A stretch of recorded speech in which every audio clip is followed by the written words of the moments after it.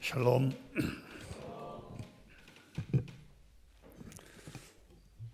일부 예배보다도 2부 예배 때는 샬롬의 소리가 좀 이제 큽니다. 우리 한 주간도 우리 하나님의 복 주신 은혜 속에 우리 다 사신 줄 압니다. 오늘도 하나님의 사랑하는 그 마음으로 또 복 주시는 하나님을 바라보고 이 자리에 함께 올라와서 주신 그 은혜를 감사하고 또 찬송 드리고 또 간구하고 예배할 수 있는 이런 복을 우리가 얻은 것에 대해서 감사드리고 또 여러분께 축원을 드립니다. 오늘 저는 그 본문 말씀을 중심으로 복 되신 하나님, 복 주시는 하나님이라는 그런 제목으로 말씀을 함께 나누려고 합니다. 지난 주일에는 우리가 추수감사 주일을 지켰습니다. 추수감사라는 것도 결국 하나님께서 이 모든 것을 우리에게 주셨다.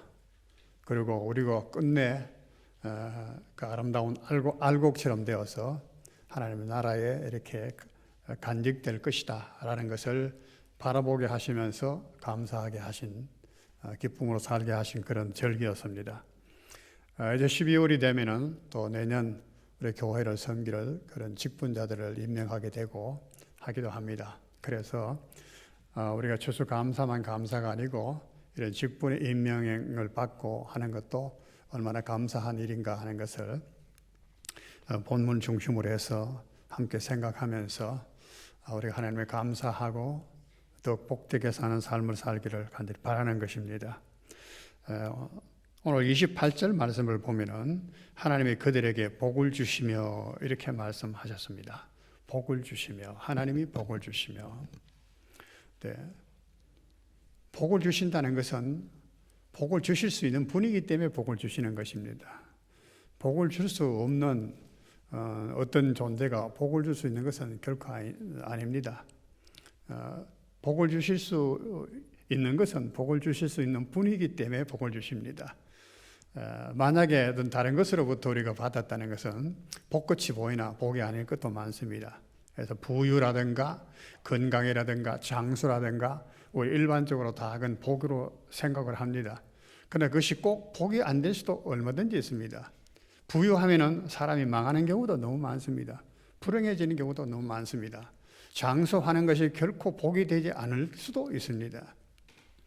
여기에 참 창세기는 우리가 그런 의미에서 너무나 귀한 것입니다. 우리에게 확신을 주는 것이고 모든 것의 근거를 제시해 주는 것이고 그래서 그 모든 것의 권위를 부여하는 것이 창세기입니다. 왜냐하면 하나님이 창조자로서 이 모든 것을 하셨기 때문에 그렇습니다. 나는 우리 성도님들이 너무 잘 아는 창세기 말씀이지만 1장, 2장의 말씀은 읽고 또 묵상하고 또 기도하고 그래서 이것이 무엇을 말씀하시는 것인가를 정말로 가슴속 뜨겁게 느낄 수 있기를 그리고 그것을 삶 속에서 체험할 수 있기를 축원을 드립니다. 피상적으로 하시면 안 돼요. 제가 이 창세기 이 말씀 설교를 한두 번 했겠습니까? 지금 이 나이에도 저는 이 말씀 또 읽으면서 참 이런 면이 있었구나 또 생각하고 그렇게 감격하고 감사하는데요. 하나님께서 복을 주셨는데 복을 주시며 그리고 이제 하나님이 말씀하십니다. 생육하고 번성하여 땅에 충만하라. 생육하고 번성하는 것이 하나님 복 주신 것이 복이지요. 또 땅을 정복하고 모든 것을 다스리라. 정복하고 모든 것을 다스리는 거 이게 하나님의 복이십니다. 복 주신 복입니다. 그죠? 이것을 우리는 하나님의 명령이다 이렇게만 자꾸 생각하면은 명령이라 하면 참 거부감이 와요.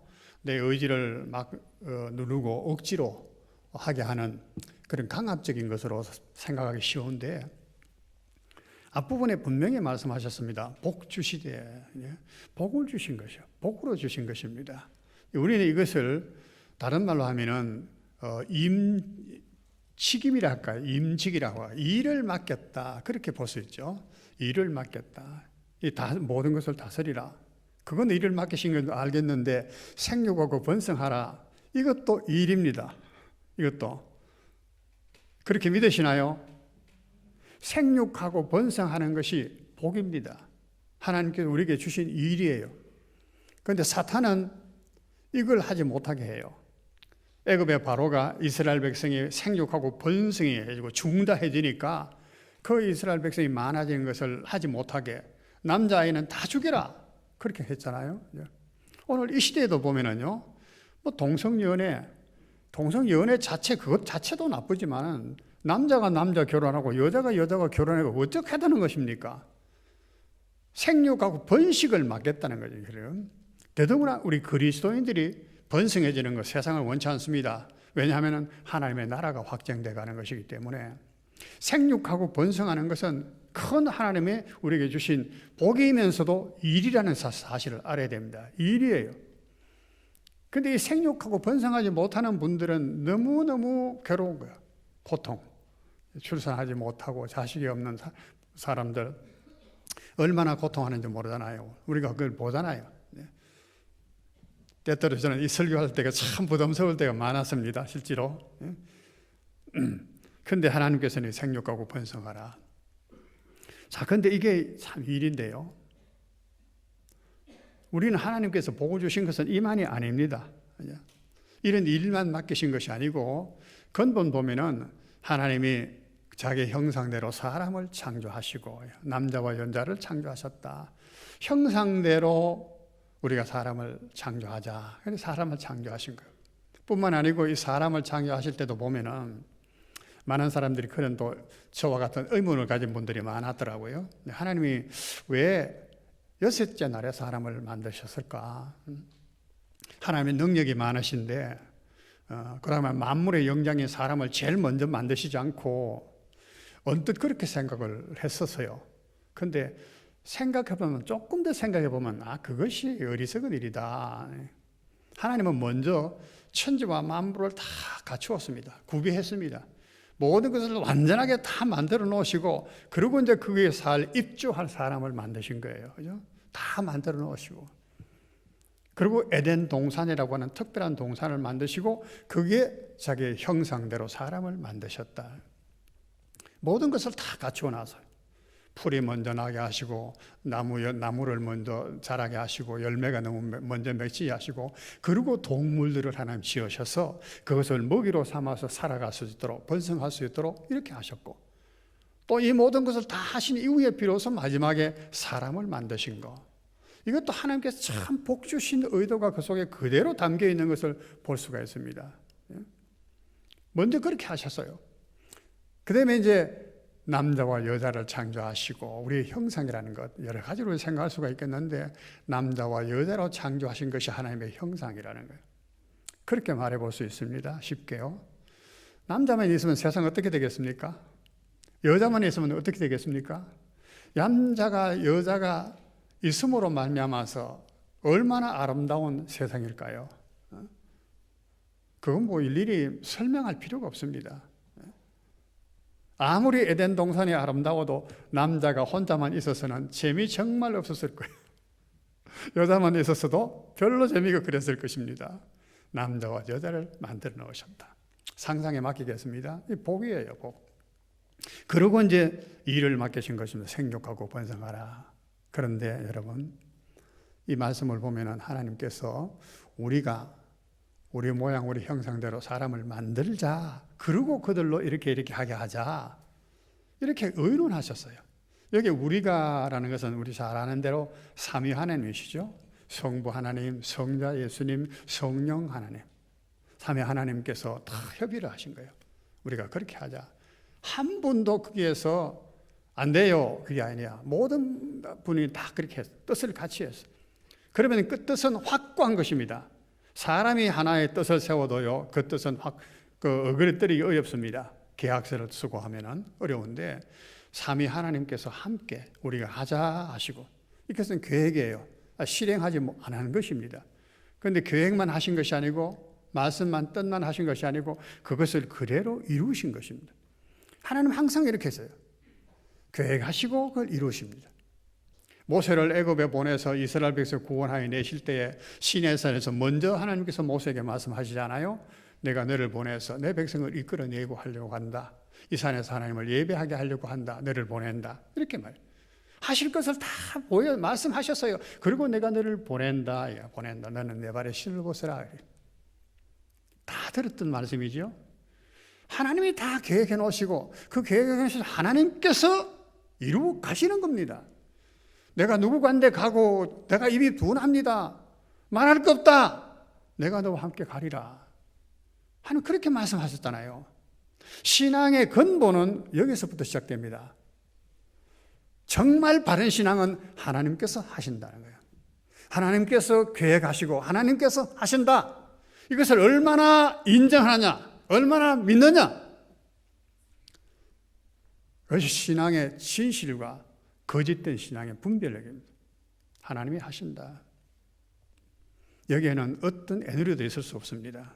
하나님이 하시는 것. 자, 그래서 하나님께서 이렇게 이제 생육하고 번성하라. 생육하는 문제에 대해서만 잠깐 말씀을 드리죠. 우리 목사님께서 이미 말씀해 주셨지만은 아담과 하와는 물론 성인으로 하나님 만들으셨을 겁니다. 그죠? 했는데 우리는 그렇지 않습니다. 남자와 여자가 해서 생육하고 번성하라. 남자가 하나 했을 때 남자예요. 여자가 하나 했을 때 여자예요. 개별입니다. 남자와 여자 딱딱 개인입니다. 그런데 이 둘이 합쳐요. 합치면은 일이 생깁니다. 그 일이란 것이 이제는 남자만 아니고 남편이라고 하는 일이 생겨요. 부여받은 것입니다. 여자가 아니고 이제는 아내라고 하는 일을 부여받게 된 것입니다. 그러나요? 그럼 이분 둘이가 우리 모양대로 하는 것은 하나님의 사랑을 행하게 될 때에 거기서는 자손이 태어납니다. 아이가 태어납니다. 아이가 태어나면 이제는 남자와 여자가 아니고 남편과 아내만이 아니고 이제는 어머니와 아버지가 되는 거예요.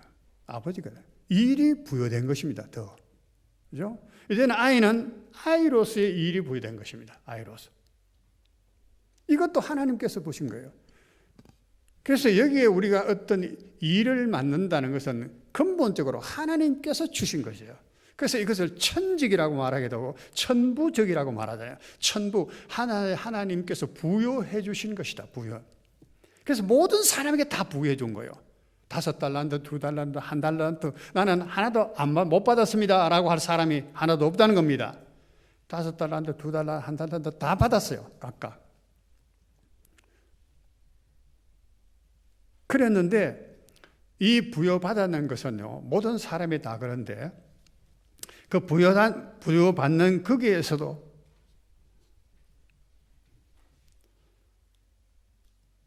여러 가지 깊은 것을 우리가 생각해 볼 수가 있을 것입니다.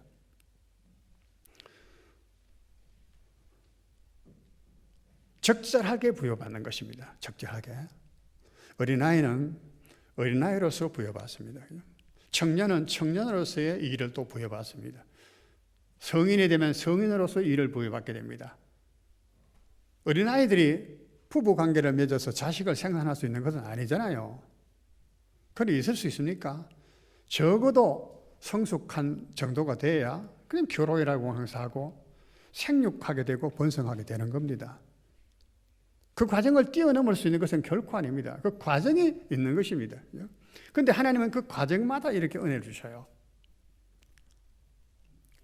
저는 그런 생각도 해봤어요. 여러분도 다 마찬가지일 겁니다. 우리 생각은 다 비슷하니까. 하나님 뛰어난 총명과 재능을 주십시오. 모든 사람 위에 뛰어난 특별한 그걸 많이 생각을 해요. 우리 손자가 이제 좀 약하니까 그런 기도를 또 하게 돼요. 그런데 하나님이 하시는 일은 그렇지 않더라고요. 예수님께서도 태어나셨어요. 아이로 태어나셨어요. 그리고는 키가 자라고 치혜도 더 자라고 키가 자라고 치혜도 자라고 하나님과 사람에게 사랑스러워 가시더라. 다 그렇게 자라가는 것이에요. 남보다 6살짜리 아이가 20살 청년이 가지는 생각, 힘, 그걸 가질 수 있는 것은 아닙니다. 적절하게 하나님께서 부여해 주신 것이에요. 천직 그 다음에 천부적이라고 하는 것은 바로 그런 것입니다. 과정이 다 있어요, 과정. 그래서 그 과정을 따라서 우리에게 일을 주시는 것입니다. 학생은 학생에게 일이 있는 거예요. 공부하는 것입니다. 배우는 것입니다. 그렇죠? 순종하는 것도 배우는 것입니다. 그 다음에 어른은, 부모님은 부모님들의 일이 있는 것입니다. 직장인은 직장인들의 일이 있는 것입니다. 다 일이 있는 것이에요. 저는 우리 아이가 이제 출근한다고 아침 일찍 가잖아요. 가만 그 일이 하는 일이 참 힘드는 일이라. 네. 그걸 내 생각을 해봅니다. 집에서. 이거 지금쯤은 어떻게 하겠구나. 지금쯤은 그래도 좀 점심 먹는 쉬는 시간에 좀 쉬겠구나. 이런 생각을 해요. 쟤 좀 힘드는 거 좀 벗어나면 안 좋겠나. 그런 생각을 해봐요. 그래서 한편 생각하면 하나님이 맡겨주신 일이다. 일이다. 아침에 내가 일어나서 아파트 이렇게 몇 바퀴를 돕니다. 한 바퀴 돌면 한 10몇 분 걸리는데 몇 바퀴 돌면 그게 또 운동이 된다고. 이렇게 나와서 돌면은요, 아침에 이제 출근한다고, 아이들은 학교 간다고 가방 메고 친구들끼리 뭐 제잘거리면서 학교 가고 뭐 출근하는 사람들 보면은 오늘도 고생하러 가는구나. 이렇게보다는 참 하나님의 일을 하러 가는 사람들이구나. 고속도로 막 차들이 올라가고 내려가고 하는 걸 보면서 저 사람들 하나님의 일을 부지런히 하는구나.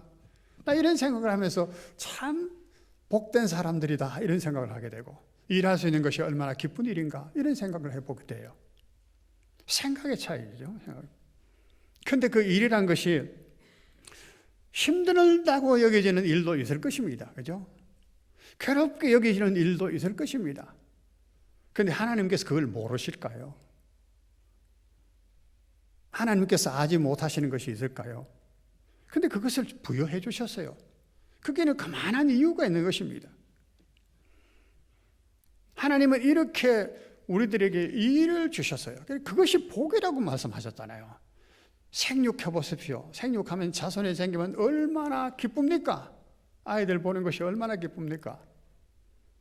그렇잖아요. 살아가는 거 보면서 너무너무 기뻐. 난 우리 손자 보면 다 그럴 거예요. 너무너무 기뻐. 하여튼 너무너무 기뻐. 사진을 보내줍니다. 아이가 동영상을 요즘 얼마나 좋습니까? 카톡으로 매일 이렇게 보내주는데 보면은 다 기도해. 보면 영상 오면 기도해. 기도할 수밖에 없고 또 너무 이쁘고. 나는 우리 성도들 볼 때도 늘 그런 생각을 해요. 하나님, 우리 성도들도 다 하나님께서 지으셨고 형상으로 지으셨고 다 직분들을 일들을 맡겨주신 분들인데 다 아름답게 봐야 됩니다. 내 어떤 개인 감정, 사적인 무엇 때문에 보기 싫다.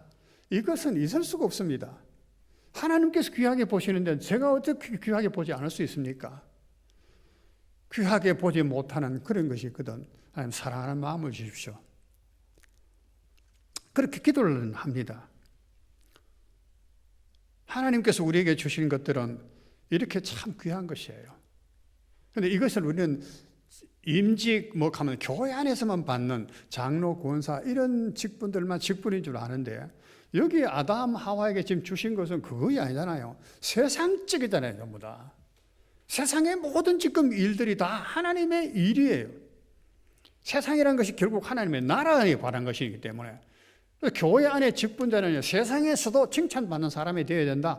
직분자를 세울 때 그렇잖아요. 세상에서도 칭찬받는 사람, 존경받는 사람 일곱을 택해라. 사도행전 6장에 보면 직분자 세울 때 처음 그렇게 나오거든요.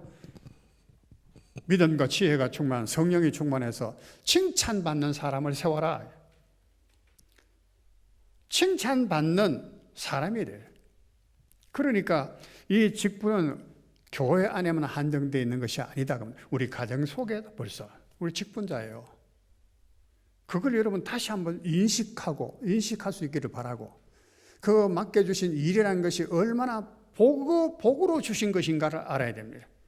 생육하고 번성했을 때 거기에 기쁨이 있습니다. 즐거움이 있습니다. 자손들이 없어 보십시오. 뭐가 있겠습니까? 영광이 있습니다. 믿음의 직분을 잘하는 사람은 지위에 높은 지위와 아름다운 이름을 얻고 믿음의 비밀을 얻고 믿음의 담력을 얻는다. 여러 가지 유익을 했지만은 그 유익뿐이겠습니까? 하나님께 칭찬을 받고 세상에 번성해 가니까 얼마나 아름다워지고 풍부해져 가겠습니까? 네가 있어서 내가 하지 못하는 것을 할 수 있고 내가 있어서 네가 못하는 일을 할 수가 있고, 그래서 세상은 정말로 조화로워지고 풍성해가고 그 속에 살아가는 사람은 행복할 수밖에 없습니다. 하나님이 이것을 지금 말씀하신 것이에요. 명령이라고 하기보다도 복으로 주신 것이었다. 복으로. 그런데 우리가 여기서 또 우리가 본문 속에 나타나지 아니한 보다 더 근원적인 하나님께서 복을 주신 것이 있습니다. 하나님이 사람을 창조하시고 이런 복을 주신 그 궁극적인 것이 뭘까요? 궁극적. 생육하고 번성하라. 땅의 모든 것을 다스리라. 끝. 그래서 끝이면은 좀 재미가 없을 것 같아요. 여러분 그런 생각 안 하나요? 그래가지고 100세를 살다가 죽는다. 물론 에덴 동산에서는 그런 게 없었겠지만 그래도 그것이 완전한 것은 아니에요. 하나님께서는 이 과정을 통해서 우리의 형상대로 만들자라고 하는 그 본뜻을 이루려고 하는 거예요. 하나님과 사랑하는 것. 남자와 여자가 사랑을 하죠. 사랑은 참 그 감격과 기쁨이 있습니다. 사랑은 정말로 이상한 거라. 사랑을 제대로 아는 사람이 없어. 수많은 노래가 있고 수많은 시가 있고 수많은 문학이 있고 수많은 사람들의 감정들이 있지만은 사랑을 다 말하지는 못한 것 같아. 고린도전서 13장도 사랑을 말하지 않았어요? 하나. 진짜 참 믿음이라는 것은 사랑이 있어야 되는 거예요. 귀신도 하나님을 믿고 떠느니라. 귀신도 하나님을 알아요. 믿어요. 그래서 떨어요. 무서운 두려운 분. 위험차신 분이라는 것을 알고 두려워 떤다고. 그런데 없는 것이 있습니다. 그게 뭔가? 사랑이라는 것입니다. 하나님을 사랑하지 않습니다. 사랑. 믿음은 있습니다. 하나님을 아는 것도 있습니다. 그런데 사랑은 없습니다. 우리에게도 이런 귀신 같은 믿음을 가진 사람이 참 많다는 거예요. 의외로. 믿음에는 사랑이 있습니다. 그 사랑도 내게서 나는 사랑이 아니고 하나님께로부터 나는 사랑. 내가 여러분을 사랑한다 하지만은 내게서 나는 사랑이 아니에요. 내 인격이 고상해서 나오는 그런 사랑이 아니고 하나님께로부터 주시는 그 사랑, 내 속에서 사는 그 사랑으로 여러분을 사랑해야 돼. 그 사랑이에요. 그 사랑이 있을 때는 어떻게 되나요? 모든 것이 아름다워, 사랑스러워. 사랑하는 사람이 있다 하시다고. 예를 들어서 우리가 다 사랑하는 사람이 있어서 만나고 결혼하고 다 그랬겠지만은 그러면 그 사람 모습이 아름다워, 첫째 사랑스러워요. 그죠? 그 사람 음성조차도 사랑스러워요.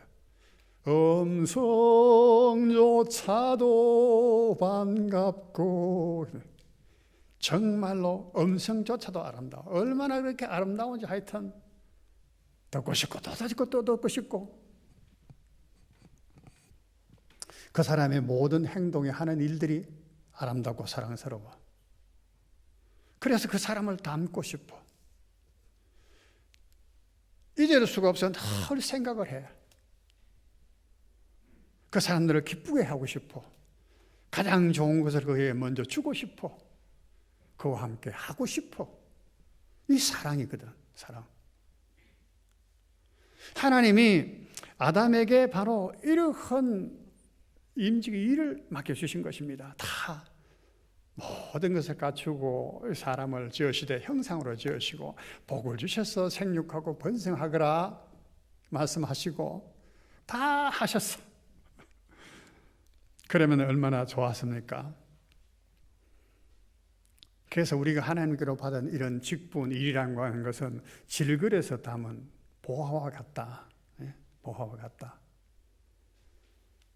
우리 담은 우리 자신은 흙 한 덩이에 불과하지만 하나님께서 우리에 담겨주시는 그 내용은, 그 임직이라고 하는 모든 것들은 보화와 같은 것이다. 그래서 사방에 거꾸로 뜨림을 당하고 엎드려더라도 망하지 아니하고 또 낙심하지 아니하고 하는 그것이 그 속에 보화가 있게 하나님의 임직을 받은 것이기 때문에 그렇다. 그런데 우리 그리스도인들이 우리가 하나님께로부터 받고 있는 천부적인 이런 직임, 이걸 중하게 여기잖아요. 그러니까 막 불평해요. 하나님 저 사람은 저런데 나는 왜 2달란트밖에 안 줍니까? 1달란트밖에 안 줍니까? 그걸 어떤 양으로 차이를 정할 게 아닌데 5달란트, 2달란트, 1달란트라는 것이 그런 거잖아요. 많이 줬다 적게 줬다 그게 아니거든요. 꽃은 꽃에게 맞는 그런 영화, 나무는 나무에게 맞는 영화, 태양은 태양에게, 달은 달에게, 별은 별들에게 각각의 그 영화가 있는 것인데 꽃이 별처럼 되겠다고 하는 거잖아요. 그건 꽃이 아니지 이미. 그런 의미에서 5달란트, 2달란트, 1달란트란 말이지 누구는 많이 받고 누구는 적게 줬다. 그런 성경을 그렇게 보는 자체가 벌써 우리 속에는 이기심, 욕심이라는 것이 콱 가득 찼다는 거예요.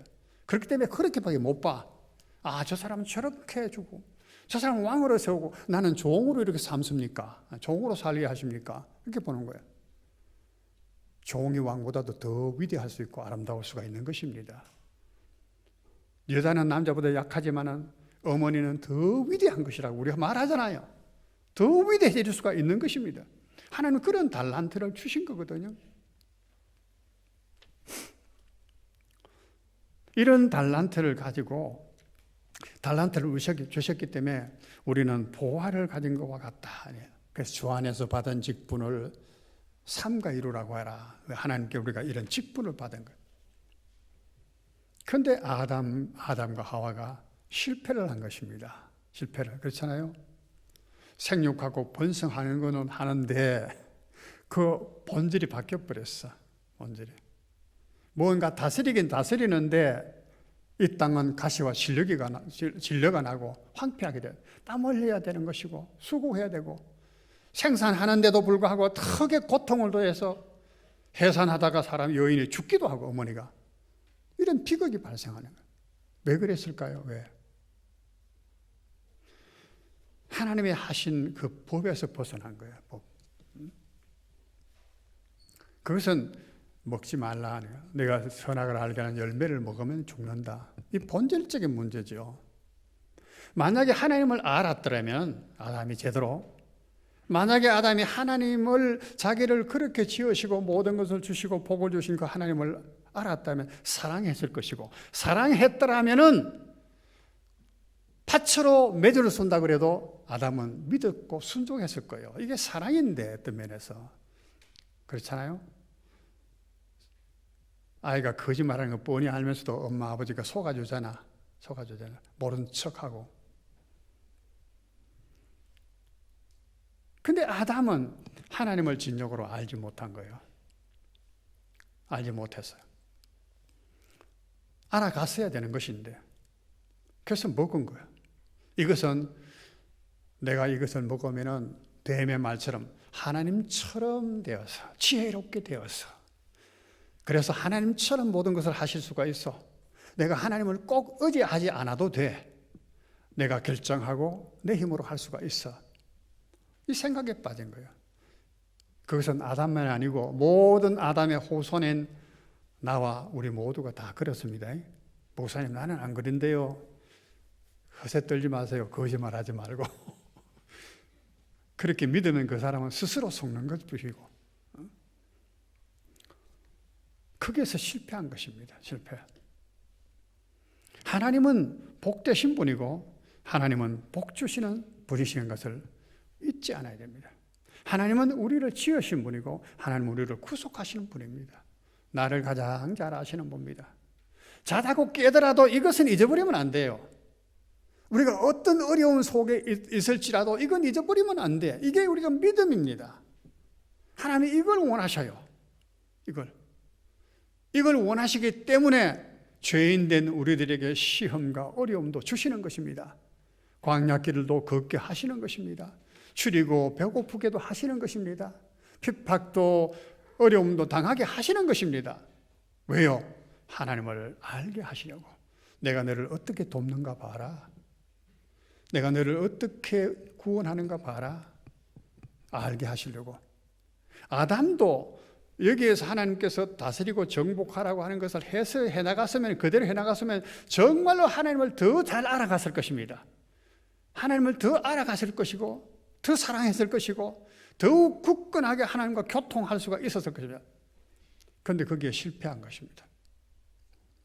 우리가 하나님을 처음 알면은 오는 감정이 다 있을 줄로 압니다. 여러분들이 다 있을 줄로 압니다. 그런데 오는 것이 사랑의 감정이에요. 제게는 그랬어요. 나는 어릴 때부터 유년주일 학교 때부터 교회 다녔지만 그때는 어떤 면에서 뭔 모르고 하나님께서 그래도 양육시켜 주셨지만 그래도 인식적으로 잘 모르고 살았어요. 초등학교 한 4, 5학년 될 때는 나의 기쁨 나의 소망 되시며 이렇게 잔디밭에 묘지 있는 거기에서 찬송을 해넘어간 줄 모르고 부르기도 했어요. 음성조차도 반갑고 뭔 노래 잘 모르면서도 그런 기억이 이 찬송 부르면 저렇게 나요.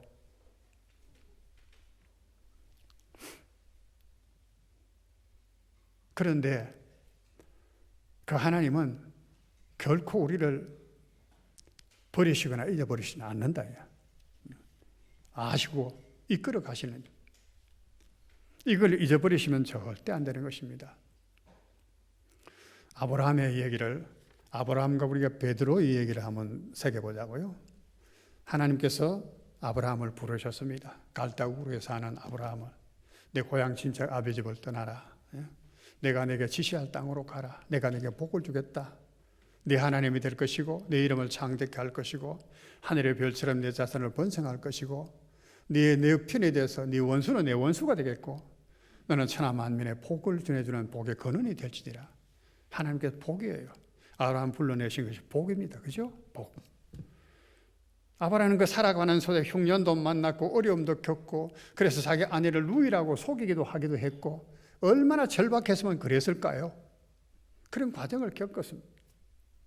그러나 아브라함은 점점 하나님을 알아갔습니다. 100세에 이삭을 낳고 너무너무 사랑스러웠는데 하나님께서 네 아들을 모레아산에서 번제로 드려서라 할 때 아브라함은 그 아이를 하나님께 드릴 수가 있었습니다. 드릴 수가 있었어요. 그렇게 하나님을 알았다는 얘기입니다. 내가 하나님이 주신 것이고 하나님께서는 이렇게 아이로 말미암아 번성하게 하시려 하셨으니까 내가 죽여도 하나님은 살려주실 것이다. 이런 이성적으로 생각을 한 거예요. 그리고 그를 하나님 앞에 드릴 거예요. 하나님께서 말씀하셨습니다. 네가 나를 사랑하는 줄 알았다. 자, 아브라함에게 하나님이 하신 일이 뭘까요? 도대체 아브라함 불러내셔서 하신 것이, 주신 것이 뭔가? 한마디로 복이 아니겠어요? 한마디로 복이지요. 그래서 아브라함이 살다가 죽었습니다. 그게 끝입니까? 아니죠. 하나님이 주실 본향 하늘에 있는 것을 아브라함은 바라봤다는 거예요. 그건 하늘나라로 간 것입니다. 하나님께로 간 것이 진짜로. 그것이 복이에요. 궁극적인 복이야. 하나님은 복을 주시기 위해. 그래서 아브라함 너만이 아니고 천하 만민이 너로 말미암아 복을 얻도록 하겠다. 복을 받으니까 아브라함이 기쁠 거 아니겠어요? 그러니까 아브라함이 하나님을 막 가는 곳마다 이 얘기를 하는 게 이게 복음 전파고 이게 전도고 그런 거예요. 베드로는 어떻습니까? 베드로는 예수님께서 갈릴리 어부 베드로를 불렀습니다. 그를 가리켜서 네가 지금 시몬이니 장차 게바라 하리라 이렇게 말씀했어요. 그리고 예수님과 함께 다녔습니다. 모든 것을 버려두고 예수님을 따르면서 예수님을 보고 예수님을 알고 그래서 나중에 고백하기를 주여 모든 사람의 주를 버릴지라도 나는 주를 버리지 않겠습니다. 내가 죽을지언정 주를 안 버리겠습니다. 이렇게 고백하기까지 이르렀어요. 얼마나 주님을 사랑했다는 얘기죠. 거짓말을 했겠습니까? 나시는 예수님 앞에서 거짓말 했겠어요? 베드로가? 분명히 자기의 심령을 고백한 것이에요.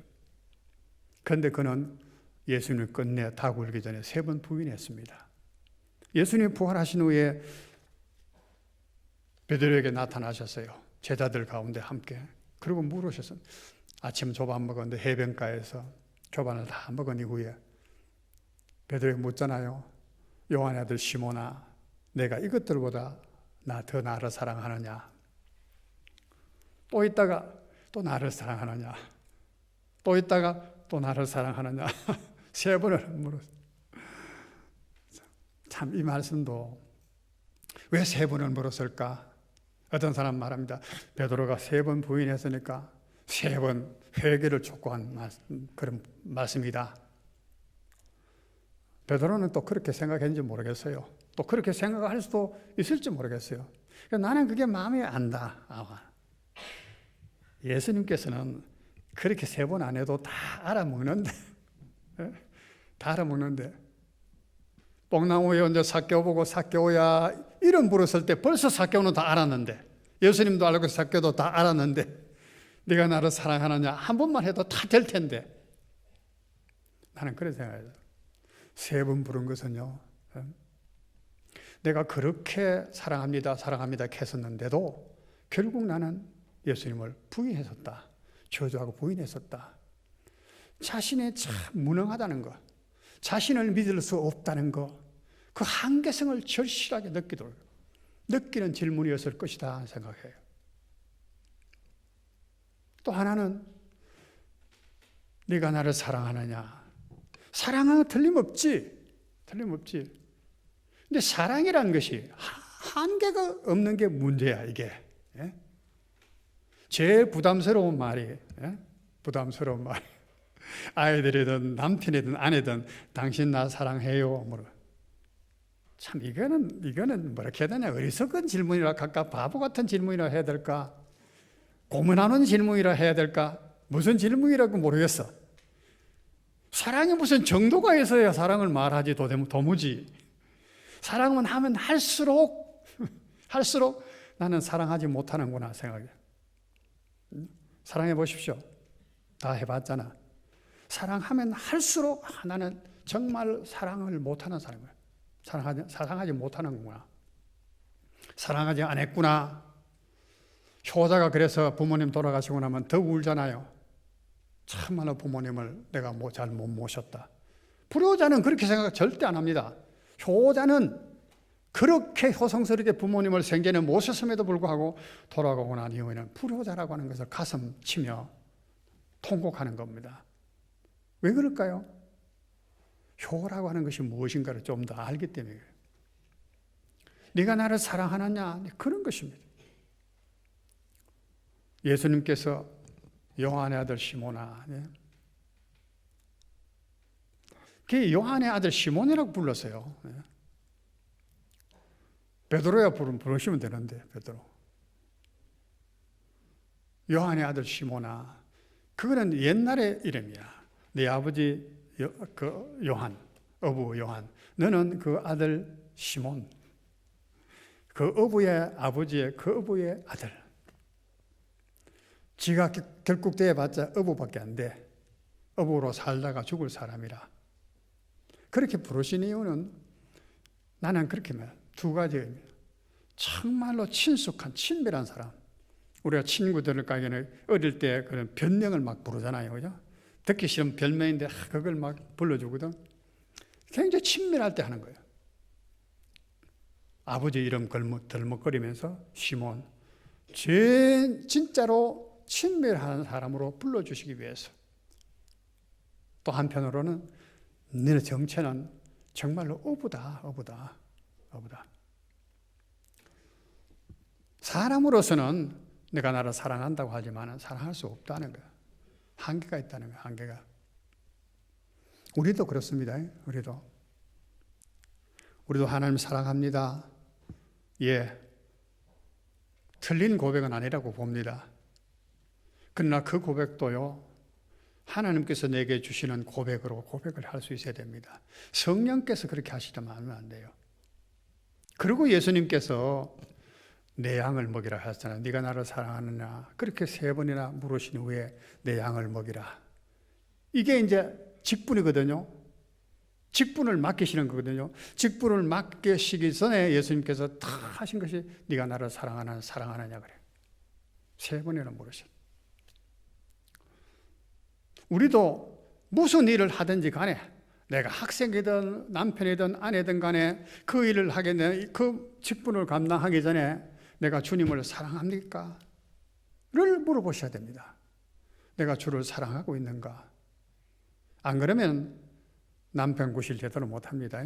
아내 구실 제대로 못하고 부모 구실 제대로 하지 못하고 자녀는 자녀 구실하지 못하고. 왜 그러냐 하면 사랑은 하나님께로부터 난 것이기 때문에 그래요. 우리가 사랑하는 것이 아닙니다. 우리가 사랑하는 것이 아니고 사랑은 하나님이 먼저 우리를 사랑하셔서 이로써 우리가 사랑을 알고 그랬어요. 사랑이든 물질이든 모든 것은 다 하나님께로부터 온 것입니다. 만물이 다 주에게로부터 나왔어요. 우리에게서 나온 것이 없어요. 그러니까 아담과 하와도 지금 다스리고 정복하라는 자기 지혜, 자기 능력으로 선악과를 먹고 그렇게 하려고 하는 그 자체가 벌써 잘못된 것입니다. 하나님은 그걸 원치 않으셔서요. 하나님은 어떤 일하는 것을 원치 않으셔서요. 하나님은 원하는 것은 하나님을 믿고 사랑하고 순종하는 것을 원하시는 겁니다. 힘겨운 일을 하나님께서 맡기실까요? 우리도 자식이 어려운 일을 하는 거 보면은 마음이 서해서 내가 대신 해주고 싶은 생각이 얼마나 많이 일어납니까? 하물며 하나님은 그렇지 않겠습니까? 우리는 하나님을 닮았어요, 적어도. 내가 자식을 사랑하는 마음에 일어나거든 하나님도 나를 이렇게 사랑하시겠구나 정도는 깨달을 수가 있어야 되지. 그게 짐승과 다른 사람이지, 이성을 있는 사람이지. 하나님이 원하시는 것은 우리에게 어떤 일을 맡기시는 것이 목적이 아니지요. 거기에서 기쁨을 누려보면서 하나님은 이런 것을 주셨구나. 그 하나님을 더 알게 되고 하나님을 더 가까이 하게 되고 하나님과 더 가까이 있고 싶어 하는 하나님을 사랑하는 자리로 나아가기를 원하시는 것이에요. 그 사랑을 빼뿌리고 일에만 매달릴 뿐만 아무것도 아니지. 마르다처럼 잘못하면 안 되잖아요. 이 일은 내 안에도 합니다. 누가 할 수 있고 해요. 그러나 꼭 내가 해야 될 수 있는 것도 있어요.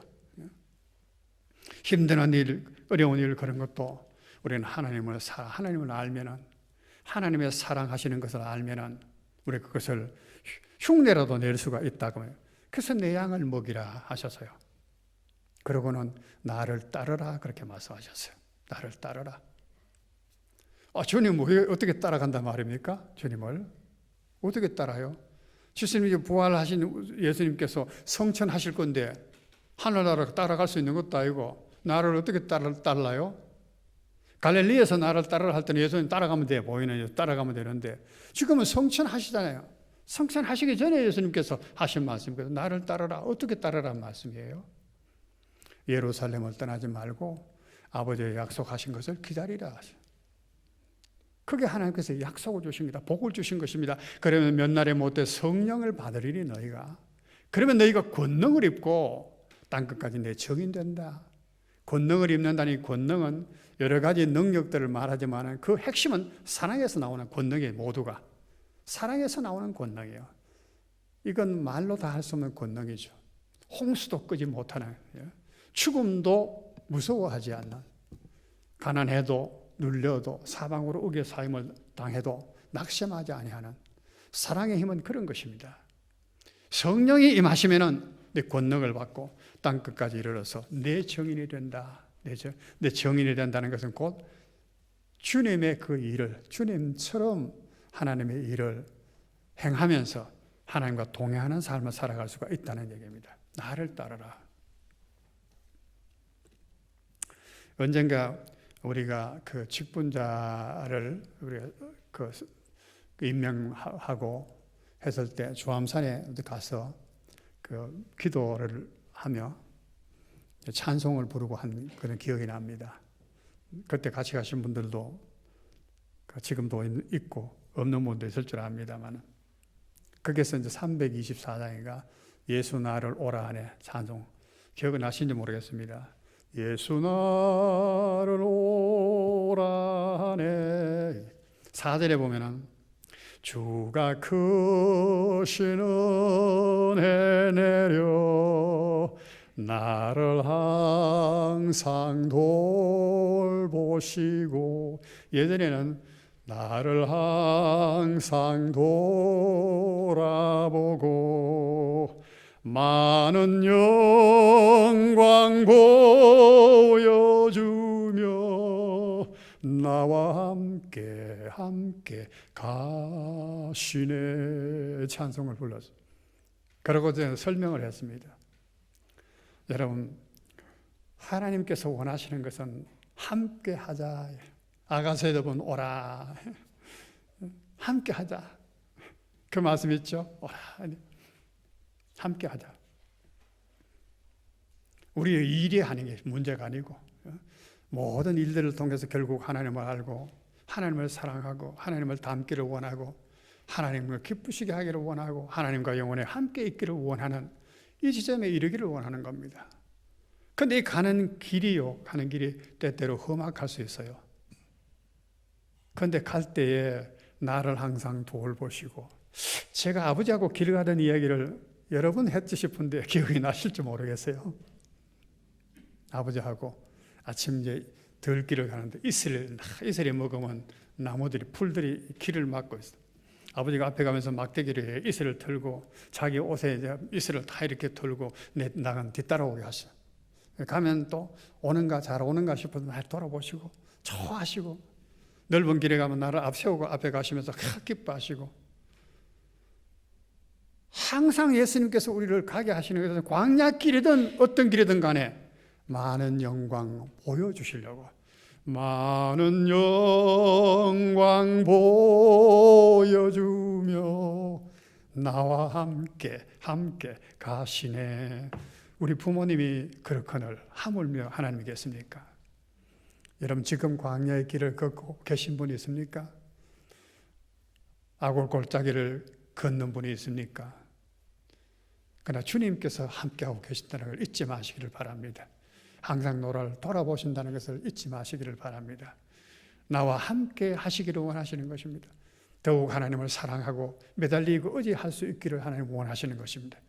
나는 오늘 이 은혜, 이 하나님의 그런 말씀을 우리 마음에 풍성히 받아서 복의 기쁨으로 가득한 한 주간을 또 살아가는 우리 안에 성도들 되기를 주의 이름으로 축원드립니다. 기도하겠습니다.